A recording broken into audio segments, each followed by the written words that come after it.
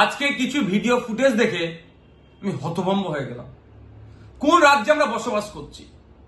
Police মন্ত্রী কি নির্দেশ দিচ্ছে পুলিশদেরকে? যেভাবে হবু টিচারদের সাথে আজকে পুলিশ আচরণ করলো, এটা কোনোভাবেই মেনে নেওয়া যায় না।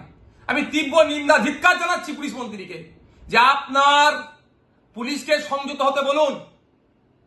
মানুষ এখনো পুলিশের পক্ষে যে সম্মান দিচ্ছে, হয়তো আগামী দিনে নাও দিতে পারে।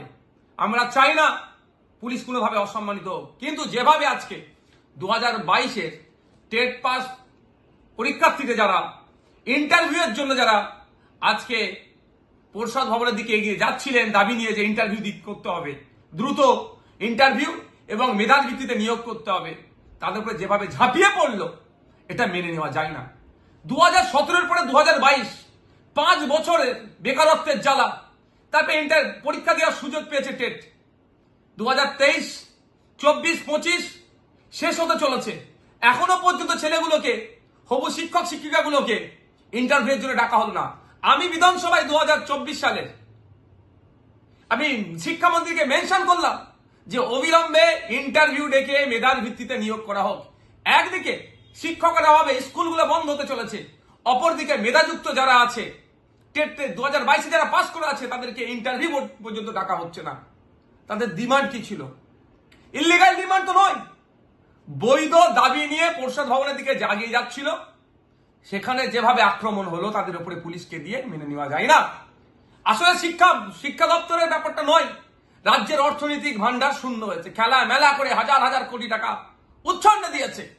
এই শিক্ষকগুলোদের বেতন দেওয়ার কোনো জায়গা নাই, সেই অর্থনৈতিক পরিকাঠামো দুর্বল, এই জন্য এগুলোকে আটকে রেখেছে। এটা মেনে নেওয়া যায় না। আজকে যেভাবে পুলিশকে লেলিয়ে দিয়ে টেট 2022 পরীক্ষার্থীর উত্তীর্ণ পরীক্ষার্থীদের উপরে যে হামলা চালিয়েছে, এর জবাব বাংলার মানুষ দেবে, ওই শিক্ষিত পরিবারগুলো দেবে। বিভিন্ন রাজনৈতিক দলের কাছে অনুরোধ করব, রাজনীতি করার অনেক সময় আছে, এখন ঐক্যবদ্ধ হতে হবে। শিক্ষা ব্যবস্থার ধ্বংস করে দিচ্ছে, একটা প্রজন্ম শেষ হয়ে যাচ্ছে। মানুষের শিক্ষামুখী হবে না, উচ্চশিক্ষায় শিক্ষিত হবে না।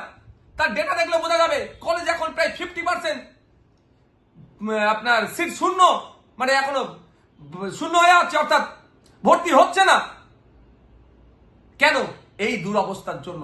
পড়ার শেষে চাকরি নাই, আবার চাকরি হলেও দুর্নীতি হয়ে যাচ্ছে।